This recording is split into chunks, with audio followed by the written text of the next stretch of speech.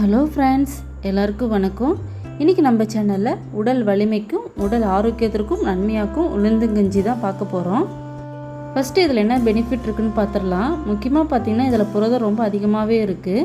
அதனால் உடம்புக்கு ரொம்பவே நல்லது. நம்ம நரம்பு மண்டலத்தை நல்லா ஸ்ட்ராங்காக்க ரொம்ப யூஸ்ஃபுல்லாக இருக்கும். உடம்புக்கு குளிர்ச்சியும் தரக்கூடிய ஒன்று. பெண்களோட ஆரோக்கியத்துக்கு இது ரொம்பவே நல்லது. பீரியட்ஸ் ப்ராப்ளம், கர்ப்பப்பை ப்ராப்ளம் போன்ற இரத்த சம்மந்தப்பட்ட பிரச்சனைகளுக்கு இது உடனடி தீர்வு தரும். வாரத்துக்கு 3 டைம்ஸ் அல்ல 4 டைம்ஸ் நீங்கள் இந்த மாதிரி கஞ்சி வச்சு குடிக்கலாம். இந்த மாதிரி நீங்கள் எடுத்துக்கும் போது 1 மந்த்லேயே உங்கள் உடல் ஆரோக்கியத்தில் நல்ல வித்தியாசத்தை நீங்கள் உணர முடியும். நான் இன்றைக்கி உங்களுக்கு வெள்ளை உளுந்தில் தான் கஞ்சி செஞ்சு காட்ட போகிறேன். 100 கிராம் வெள்ளை உளுந்து அரை மணி நேரம் ஊற வச்சு எடுத்துக்கலாம். இதை நல்லா கழுவிட்டு அந்த மாவை அரைச்சி எடுத்துக்கலாம். அதில் நான் 1 கை அளவுக்கு தேங்காய் சேர்த்துக்கிறேன். இப்போ மாவு ரெடி ஆயிடுச்சு. இதை நல்லா கரைச்சி எடுத்துக்கலாம். வேணும்னா தண்ணியும் ஆட் பண்ணிக்கலாம். ரொம்ப தண்ணி ஊற்றிடக்கூடாது.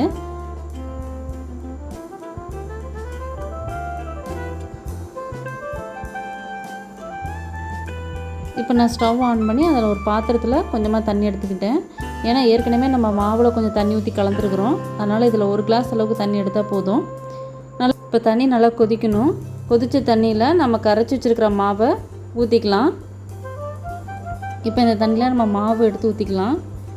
மாவு ஊற்றும் போது நீங்கள் கிளறி விட்டுக்கிட்டே இருக்கணும், இல்லைன்னா கட்டிடும், சீக்கிரமாக அடி பிடிச்சிரும். அதனால் நம்ம கிளறிக்கிட்டே இருக்கணும்.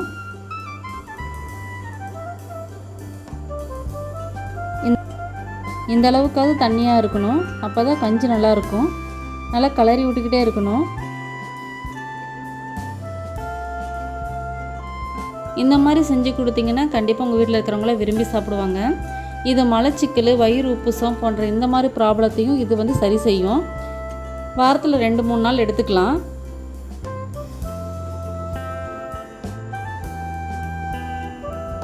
இப்போ நான் இதில் ஏலக்காய்த்தூள் ஆட் பண்ணிக்கிறேன்.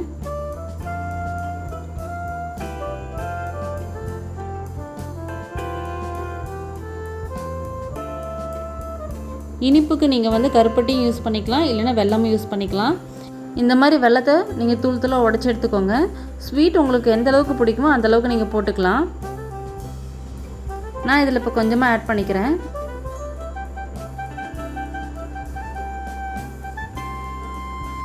முந்திரி திராட்சை வேணுங்கிறவங்க ஆட் பண்ணிக்கலாம். அவ்வளோதாங்க, உளுந்து கஞ்சி ரெடி. இது உளுந்து பாலுன்னு சொல்லுவாங்க, உளுந்து கஞ்சின்னு சொல்லுவாங்க. கருப்பு உளுந்துலேயும் செய்யலாம். நல்லா டேஸ்ட்டாக இருக்கும். இடுப்பு, கைகால் வலி, முதுகு மூட்டு வலிக்கெல்லாம் இது நிரந்தரமான ஒரு தீர்வு. நீங்கள் ரெகுலராக எடுத்துக்கும் போது இந்த மாதிரி கஞ்சி வச்சு குடிச்சு பாருங்கள். வேலை செய்யும் போது சோர்வே இருக்காது. அந்தளவுக்கு உளுந்தங்கஞ்சியில் அவ்வளோ பெனிஃபிட் இருக்குங்க. நீங்களும் ட்ரை பண்ணி பாருங்கள். இந்த ரெசிபி உங்களுக்கு பிடிச்சிருந்தனா என்னோடய சேனலை மறக்காமல் சப்ஸ்கிரைப் பண்ணுங்கள். பக்கத்தில் இருக்கிற பெல் ஐக்கனை கிளிக் பண்ணுங்கள். அப்போ தான் நான் போகிற வீடியோஸ்லாம் உங்களுக்கு நோட்டிஃபிகேஷன்லாம் வரும். தேங்க்யூ.